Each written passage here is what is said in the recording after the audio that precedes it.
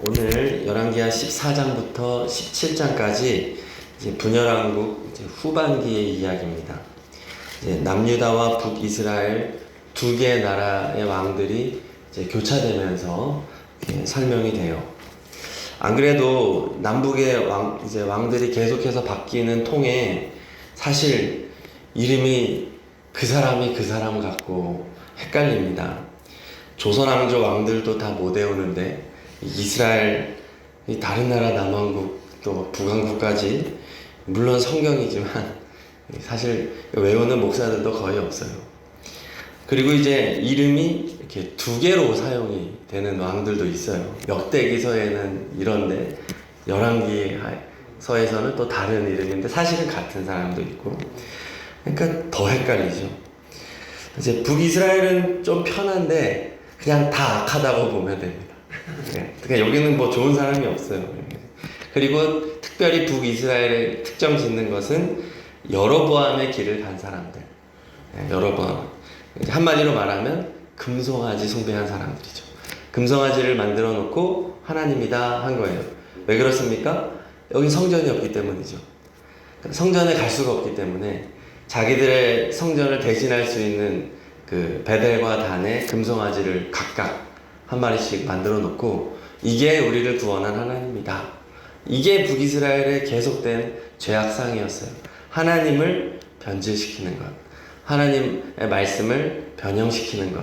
그래서 내가 원하는 방식대로 하나님을 조종하고 통제하고, 그래서 하나님을 내 마음대로 부리려고 하는 교만한 모습, 그게 그냥 북이스라엘이다 이거죠.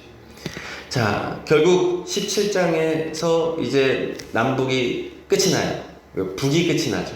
북이 먼저 호세아 왕을 마지막으로 멸망하게 됩니다.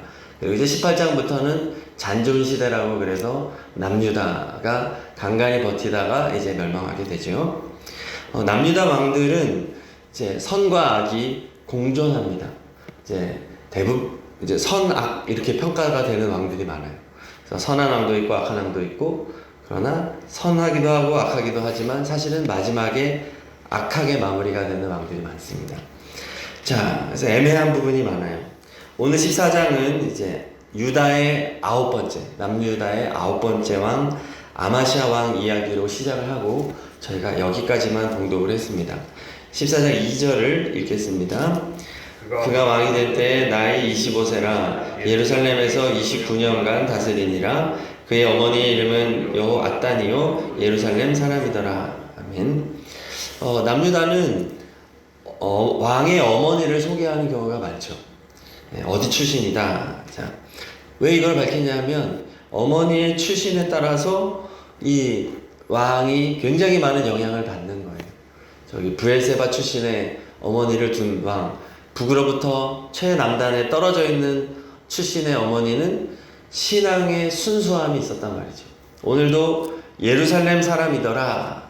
이거 신앙의 정통이죠. 성전이 있는 곳 출신이다. 이 말은 좋은 어머니였다는 것을 상징을 합니다. 신앙의 배경에서 자라났다. 자, 그 결과가 어떻습니까? 3절 읽겠습니다. 아마시아가 여호와 보시기에 정직히 행하였으나 그의 조상 다윗과는 같이 아니하였으며 그의 아버지 요아스가 행한 대로 다 행하였어도. 아멘. 어머니가 예루살렘 출신이고 신앙적인 정통이 있는 이제 배경 속에서 이제 왕이 영향을 주었기 때문에 시작이 좋아요. 여호와 보시기에 정직히 행하였다. 저는 이제 성경을 이제 읽을 때 두 가지 형광펜을 쓰는 방법을 이제 어떤 목사님이 말씀해 주셔서 그렇게 하고 있는데 굉장히 좋은 방법이라고 생각하는데, 노란색 형광펜과 주황색 형광펜 제일 많이 사용하는 두 가지를 준비하고 이제 볼펜 하나 준비하는 거. 볼펜은 파란색 얇은 거. 성경은 이게 얇기 때문에 두꺼운 거 쓰면 이제 뒷장에 너무 보기니까. 그래서 노란색하고 주황색을 어떻게 쓰냐면, 노란색은 선한 하나님이 행하신 것, 하나님의 말씀, 그리고 인간이 행한 것 중에서도 참 본받을 만한 거, 노란색 형광색으로 칠하면 눈에 딱 띄어요. 그리고 이제 주황색은 살짝 이제 부정적인 것, 사람의 어떤 죄악상, 어떤 마귀의 속임, 유혹, 이제 이런 거를 주황색으로 이제 칠하는데, 이렇게 성경책에 노란색, 주황색으로 뭐 다 칠할 필요 없이 마음에 와닿는 부분만 이렇게 해놔도 쫙 펼치면 한눈에 크게 들어와요. 그리고 이제 가능하면 여백이 있는 성경책을 좀 사서 이렇게 큰 성경책이죠. 노트 성경은 또 여백이 있어요, 양쪽에. 거기다가 이렇게 적는 거죠. 그러면 이 남한국 그 왕들이 행한 것은 노란색, 주황색, 노란색, 주황색. 3절 보면요. 여호와 보시기에 정직히 행하였으나 무슨 색이겠어요? 노란색 칠하는 색. 그런데 행하였으나죠. 행하였다 그러나. 그러니까 행하였으나는 위에는 노란색으로 가지만 밑에는 이제 주황색으로 스타트를 해요. 그래서 행하였으나 그의 조상 다윗과 같지 아니하였다. 이거 부정적인 기사죠. 그 다음에 그의 아버지 요아스가 행한 대로 다 행하였어도, 이것은 양면이 다 있어요. 요아스는 선악의 왕이거든요. 선으로 시작해서 악으로 끝나요. 그럼 이제 위로 노란색, 밑으로 주황색 칠하는 거죠. 그래서 이제 요아스 왕은 하나님의 뜻대로 살면서 성전을 수리하고 아주 좋은 영향을 받았지만 말년에 교만하고 타락하고 우상숭배하다가 반역을 당해 신하들에게 죽임을 당했죠. 지금 3절 한 절만 보아도 선과 악이 계속 교차하면서 복잡한 인간의 모습을 보여줍니다. 이 모습이 바로 우리 인간들의 모습이죠. 특별히 신앙인들의 모습입니다. 북이스라엘은 그냥 불신앙이라고 해도 되고, 남왕국의 모습은 교회는 다닌다고 하지만 선과 악이 교차하는 우리들의 모습을 보여주고 있는 것이죠. 선한 영향을 받기도 합니다. 어머니의 영향을 받잖아요. 그래서 정직히 행합니다. 그러나 악한 영향도 받습니다. 그의 아버지를 따라서 선하게 시작하나 악하게 마무리하는 모습을 보여주고 있어요. 그렇지만 결과적으로 성경이 말해주는 건 뭐예요? 책임을 져야 된다는 거죠. 배경은 달라요. 그렇지만 어떻게 살아갔는지, 어떠한 선택을 했는지, 무엇을 따랐는지에 대한 책임은 다 져야 된다는 것을 보여주고 있는 것입니다. 우리도 마찬가지죠. 우리의 배경은 다 다릅니다. 우리의 부모님 중에 신앙이 좋은 배경에서 나를 양육해 주신 부모님이 있는 경우도 있지만, 내가 신앙의 일대인 분들도 있어요. 어렵게 힘들게 신앙을 개척하면서 지내오는 경우도 있단 말이죠. 그리고 내가 어떤 교회를 만났는지, 어떤 목사님을 만났는지, 어떤 신앙의 동지들을 만났는지, 수많은 배경, 어떤 시대, 이런 수많은 배경은 다 다르다는 거예요. 그렇지만 오늘 말씀은 뭐냐 하면 너의 선택이 무엇이냐는 거죠. 어느 영향을 받고 어느 선택을 했느냐에 따라 책임은 누가 져야 된다는 거예요? 너가 져야 된다는 거예요. 그러나 우리는 자칫하면 책임을 자꾸 핑계댈 수 있다는 거죠. 이것 때문에, 저것 때문에, 이것 때문에. 아니라는 거예요. 배경은 다를 수 있으나 책임은 너가 져야 된다. 그리고 중요한 게 뭐냐 하면 선으로 출발해서 악으로 마친 왕을 선악으로 구분을 했지만 저는 아니라고 생각해요. 선으로 시작해서 악으로 끝난 왕은 악이라고 해야 된다고 생각해요. 책임을 져야 되잖아요.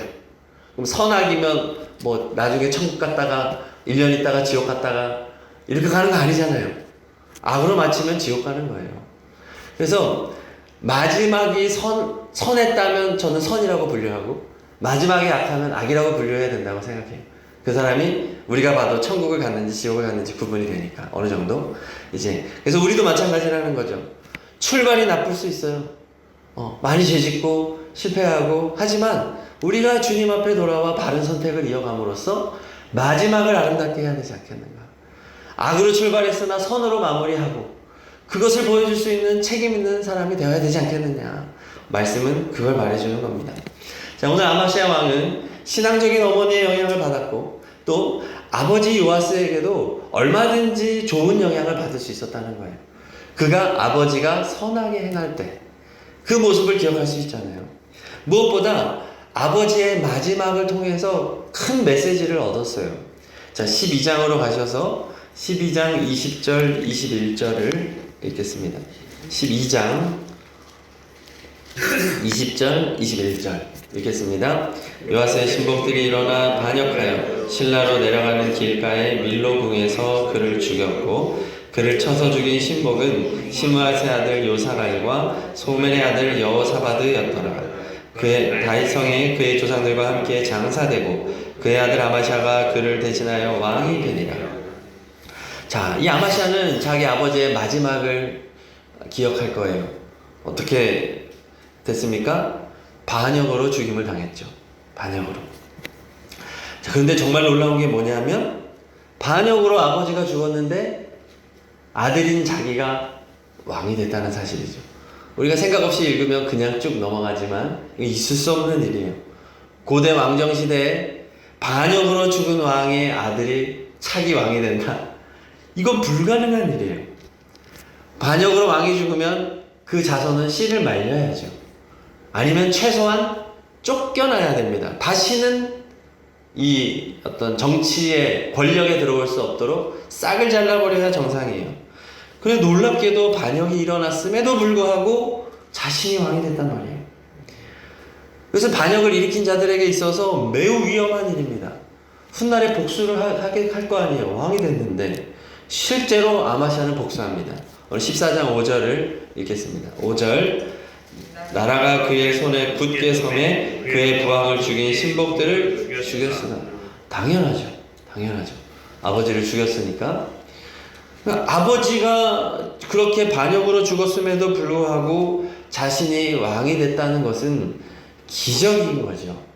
하나님이 하신 거예요. 그러면 이것은 가장 중요한 건 다윗의 혈통이 유지되어야만 하는 남왕국의 그 최소한의 정신을 보여주는 겁니다. 그랬다고 한다면 이 미스테리한 사건 앞에서 아마샤는 하나님의 은혜를 생각했어야죠. 하나님의 선하심을 생각하면서 하나님의 자비하심, 난 죽어야 마땅한데 이렇게 왕이 됐구나. 그렇다고 한다면 하나님의 은혜를 기억하며 끝까지 좋은 왕으로 남았어야죠. 그러나 그의 선택이 틀렸다는 것입니다.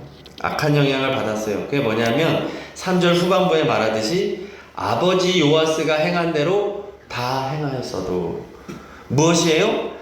아버지를 본받았다는 거죠. 그의 아버지의 마지막이 이렇게 나빴음에도 불구하고 아버지를 롤 모델로 삼은 거예요. 그래서 똑같이 아버지의 길을 갑니다. 이제 세 번역에 보면 아버지 요아스가 한 것만큼만 하였다 이렇게 됩니다. 아버지가 한 것만큼만 했다. 아버지를 따라서 아버지처럼 딱 그만큼만 했다는 거예요. 그러니 아마시아의 마지막 또 아버지와 똑같습니다. 19절을 읽겠습니다. 19절 시작. 예루살렘에서 무리가 그를 반역한 고로 그가 라기스로 도망하였더니 반역한 무리가 사람을 라기스로 따라보내 그를 거기서 죽이게 하고 아버지 따라 인생을 사니 아버지랑 똑같이 인생을 마무리하게 되었다는 것이에요. 철저하게 아버지의 길을 따라갔다.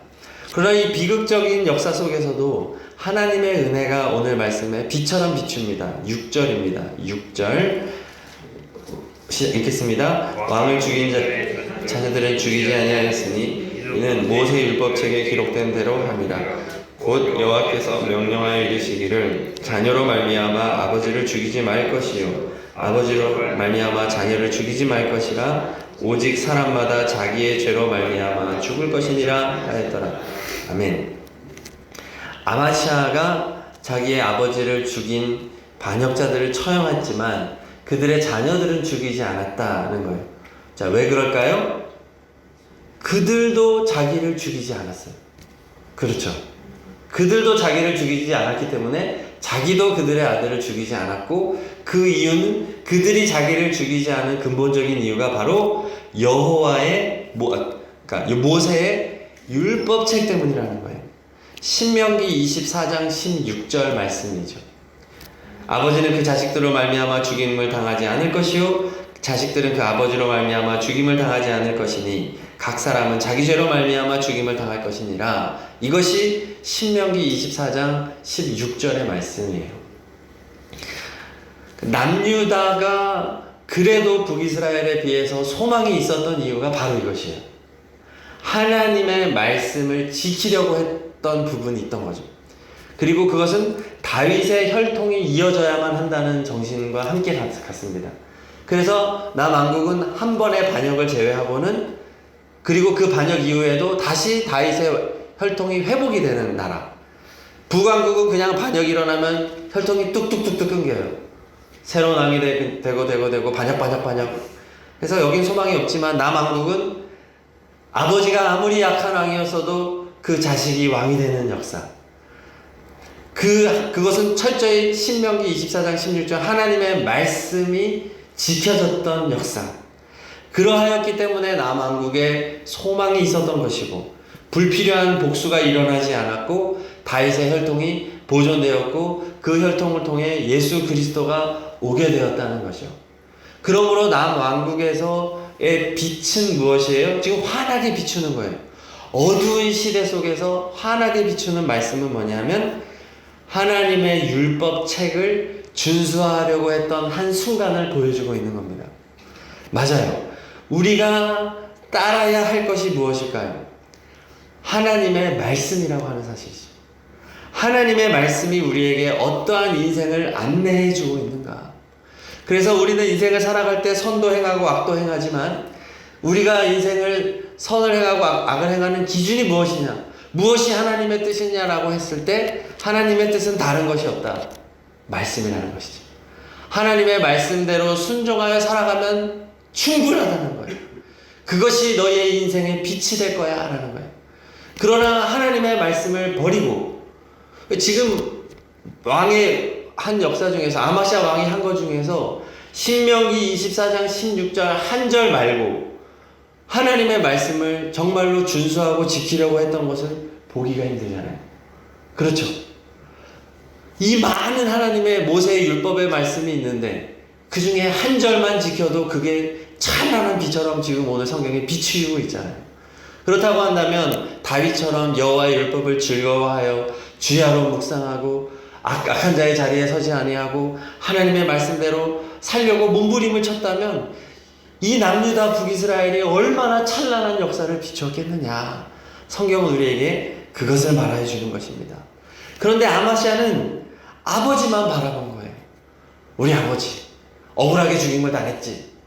우리 아버지가 맞았어 하면서 결국 교만이 행하였던 거예요. 사람의 뜻을 따라갔던 거예요. 사람을 롤모델로 삼았던 거예요. 그러면 결국은 다 망하게 된다는 것입니다.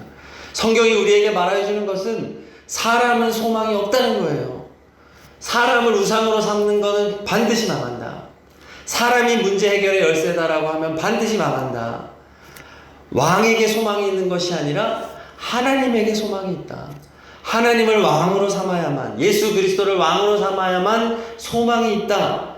하나님의 말씀을 지키고 준수하는 곳에 하나님의 공의가 흐르고 하나님의 사랑이 흐르고 그 나라가 회복되고 그 가정이 회복되고 역사가 회복된다. 이것을 보여주는 것이 성경이라고 하는 것이죠. 하나님의 용서, 하나님의 구원은 어디에 흐르는가? 하나님의 말씀에 순종하여 산 곳에 이 역사가 흐른다는 것입니다.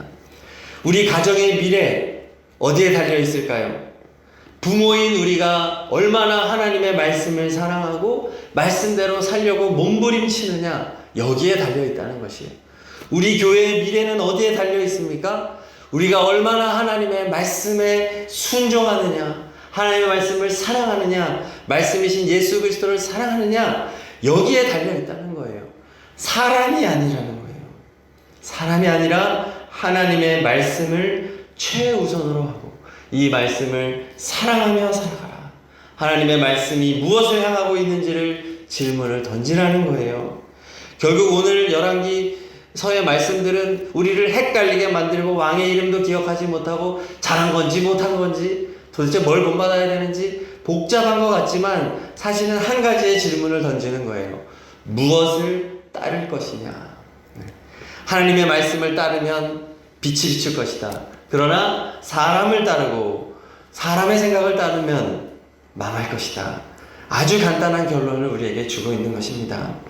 하나님의 말씀을 온전히 따르지 않았던 왕들의 비참한 역사를 우리에게 보여주고 있는 것이죠. 철저하게 하나님의 말씀을 따라가라. 오늘 그 말씀을 주고 있는 것입니다. 다음 세대와 수련회를 위한 특별 새벽 기도의 주간을 보내고 있습니다. 우리 자녀를 위해서 무엇 기도해야 하겠습니까? 하나님의 말씀을 사랑하는 자녀가 되게 하여 주십시오. 주야로 하나님의 말씀을 읽고 묵상하고 큐티하고 철저하게 하나님의 말씀에 순종하는 우리의 자녀들 다음 세대가 되게 하여 주십시오. 이거면 되는 것입니다. 이것만 따라가면 우리의 미래는 밝게 비출 것입니다. 예수 그리스도를 주인으로 삼고 그분의 말씀에 귀를 기울이고 이 약해져가는 세상 속에 그 수많은 거짓 메시지에 이단적이고 사이비의 메시지에 귀를 열지 아니하고 오로지 하나님의 말씀을 따라가는 우리의 자녀가 되게 하여 주시옵소서. 그를 위하여 우리가 할 수 있는 일이 무엇입니까? 가장 중요한 건 내가 하나님의 말씀을 사랑하는 것이겠죠. 우리의 자녀에게 우리가 이제 앞으로 주어야 할 가장 좋은 모습은 성경 읽고 묵상하고 성경 말씀을 이야기해주고, 카톡으로도 하나님의 말씀, 오늘 내가 받은 은혜의 말씀 보내주고, 하나님의 말씀 따라 살아가거라, 사랑한다, 엄마 아빠가 널 위해서 기도하고 있어. 이게 부모가 해줄 수 있는 최고의 모습이죠. 하나님의 말씀을 따라가는 모습, 따라가라가 아니고 내가 따라가는 모습을 보여주는 것입니다. 그러면 이제 자녀 교육이 성공하는 것이죠.